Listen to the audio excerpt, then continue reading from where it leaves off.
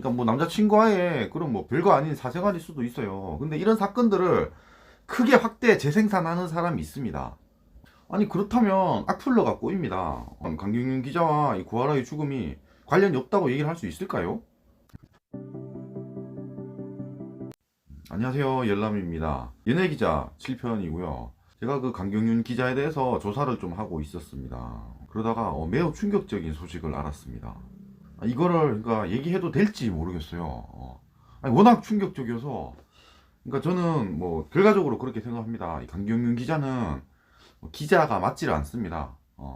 그러니까 뭐 그 사람의 성격에 따라서 이제 뭐 할 수 있는 그런 직업군이 있을 거 아니에요. 강경윤은 이 기자가 맞질 않는 사람입니다. 아니 제가 봤을 때는 그렇다는 거예요. 그러니까 뭐 조두순이 뭐 요거 교사를 하고 있다 이러면 뭐 이상하잖아. 맞질 않는다고 생각을 하는 겁니다. 근데 상극일 수가 있는 거예요. 제가 뭘 찾았냐면 이겁니다. 강경윤 기자 고 구하라 정준영 단톡방 사건 취재 도움 줬다 뭐 이런 기사가 있습니다. 기사를 좀 볼게요. 강경윤 SBS 기자가 고 설리 씨 비보 다음날 구하라 씨에게 연락을 했었다. 이런 내용이 있습니다. 무슨 얘기냐면 사건을 대략적으로 아셔야 되는데 2년 전에 11월 달에 설리가 죽었어요. 혼자 죽었습니다. 그리고 설리랑 절친의 또 연예인이 있습니다. 구하라죠. 구하라도 한 달 있다가 죽었습니다. 물론 뭐 설리든 구하라든 뭐 사람이 죽는 데는 뭐 그런 이유가 있겠죠.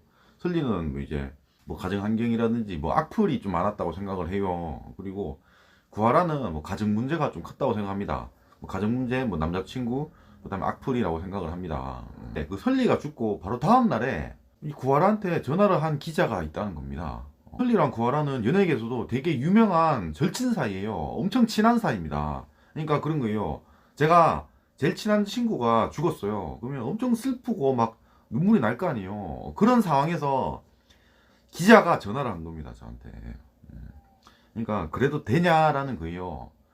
아니 뭐 기자의 뭐 특권도 있고 자기 뭐 그런 의식도 있잖아요. 그냥 나는 뭐 기자니까 뭐 언제라도 전화를 해도 돼 뭐 이런 게 있을 수는 있지만 그래도 최소한의 그런 사람 된 그런 도리는 있어야 되지 않나?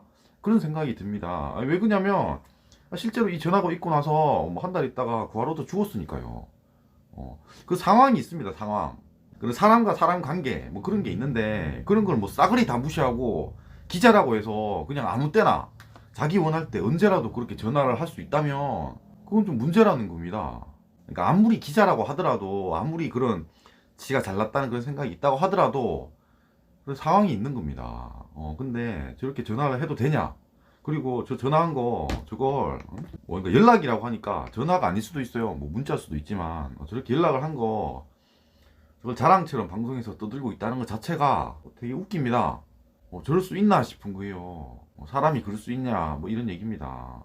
결과적으로 저 전화 있고 나서 한 달 내에 죽었으니까 구하라도 연예인도 목숨이 있습니다. 하나의 인격체입니다. 다 생각을 한단 말이에요. 저는 기자라고 해서 아무 때나 쳐부수면 안 된다고 생각을 합니다. 적어도 인간의 그런 도리는 지켜야 되지 않냐 그런 생각이 드는 거예요.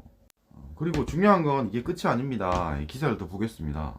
강 기자는 구하라 씨는 전 남자친구와 뭐 그런 폭행 사건 그런 공방이 있었다. 사생활 동영상이 존재한다는 등 많은 사람들이 포털 사이트에서 무작정 구하라 씨를 2차 가해하는 상황까지 벌어졌다. 유죄로 판결된 건데 이후에도 악성 댓글이 잦아지지 않았다. 이렇게 얘기를 하잖아요. 강경윤 기자도 알고 있습니다. 그러니까 강경윤 기자라고 이렇게 네이버 검색을 하고 그 기자의 그 필모가 있습니다. 옛날에 뭐 어떤 큰 사건을 다뤘는지 이런 게 있어요. 이 구하라 남친과의 이 사건, 이 사건도 강경윤 기자가 되게 많이 다뤘습니다.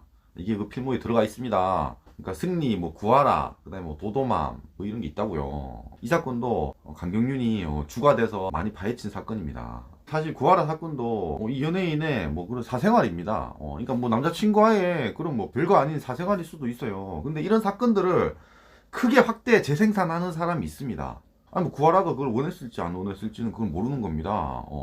근데 원하지도 않는데 만약에 이런 강경윤 기자 같은 사람이 나타나가지고 이런 사건을 크게 확대를 한다고 생각을 해볼게요. 아니 그렇다면 악플러가 꼬입니다. 이 기사에서도 나왔듯이 악성 댓글이 잦아지지 않았다고 했잖아요. 아니, 물론 강경윤 기자가 구하라 편에서 기사를 쓰긴 했습니다. 근데 구하라 편에서 기사를 쓰더라도요 이 사건을 확대 재생산할 수 있는 그런 발판을 마련해 준 겁니다. 이런 기자들이. 그렇기 때문에 학생 댓글러들, 이런 사람들을 끌어모을 수가 있었다. 그런 생각이 드는 거예요. 강 기자의 저런 행동들 때문에 저런 악플러들이 만약에 모였다. 그게 만약에 구하라의 죽음과 연관이 된다면 강경윤 기자와 이 구하라의 죽음이 관련이 없다고 얘기를 할 수 있을까요? 이 사건 누가 키웠습니까? 지극히 개인적인 사생활일 수도 있습니다. 이 사건 누가 키운 겁니까? 기사를 더 보겠습니다. 정준영 단톡방 사건을 보도했었다면서 보도 이후 구하라 씨가 직접 제게 전화를 한 적도 있다라고 해요.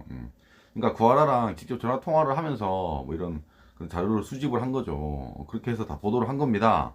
실제로 이 구하라 강경윤을 치면 뭐 기사들이 많습니다. 뭐 단독이 많진 않지만 뭐 이렇게 단독도 있고요.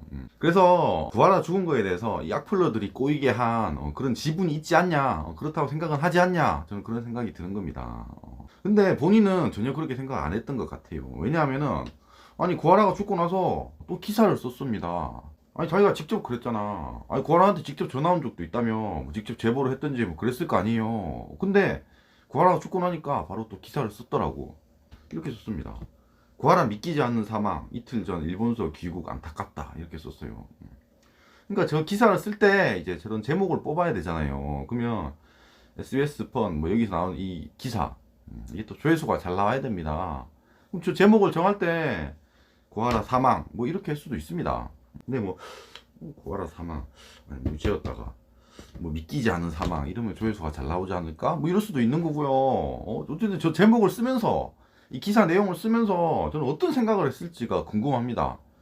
자기랑 1대1로 그렇게 전화통화도 하던 사람이 아무리 그래도 뭐 연예인이라고 하지만 그런 사람이 죽었을 때 그냥 구하라 믿기지 않는 사망 뭐 이런 식으로 쓴다는 게 사람인가 싶어요.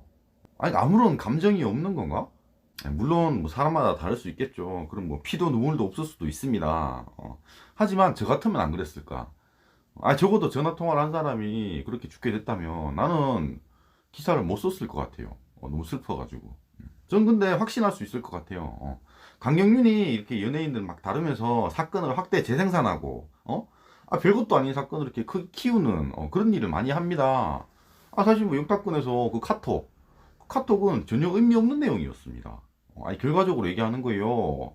이미 경찰에서 끝나고 경찰 그 불송 지휘소에서 나왔어요. 나중에 나온 일이긴 하지만 영탁 몰랐다 이렇게 나온 것 같다가 굳이 그걸 카톡으로 이렇게 막 나열해가지고 영탁이 알았는 것처럼 보이게 그런 식으로 만들어서 이슈를 시켰습니다.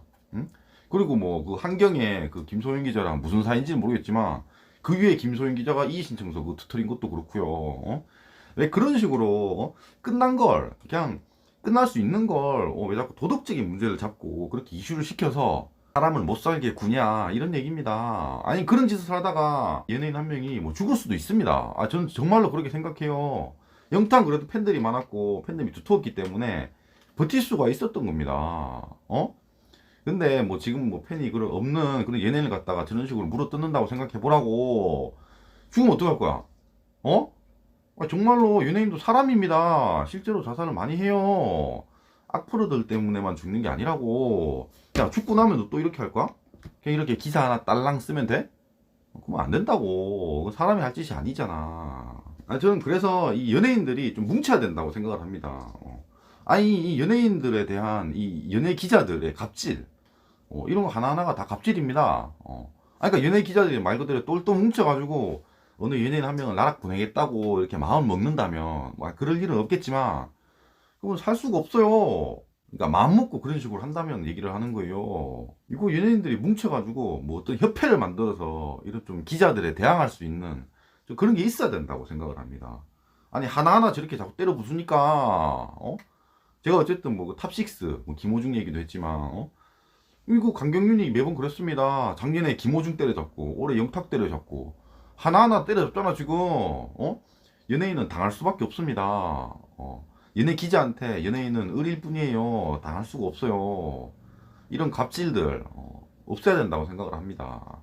영상이 마음에 드셨으면 구독과 좋아요 감사합니다.